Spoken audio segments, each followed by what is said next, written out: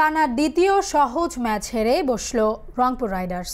গতকাল রোববার global super লিগে নিজেদের দ্বিতীয় ম্যাচেও নাটকীয় পরাজয় বরণ করল নুরুল হাসান সোহানের দল। অস্ট্রেলিয়ান প্রতিপক্ষ ভিক্টোরিয়ার বিপক্ষে সৌম্য সরকারের অর্ধশতকের পরেও 10 রান হারে দলটি। টানা 2 হারে পয়েন্টে টেবিলের শেষে অবস্থান করছে বাংলাদেশের প্রতিনিধিরা।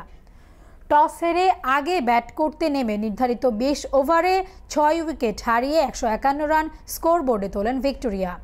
দুর্দান্ত শুরু পায় ভিক্টোরিয়া, 2 ওপেনার মিলে যোগ করেন 70 রান।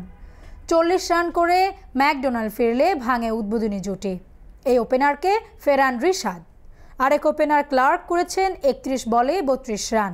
এরপর তিনি নেমে সঞ্জয়ও দুর্দান্ত ব্যাটিং করেছেন। তার ব্যাট থেকে এসেছে 24 বলে 31 রান।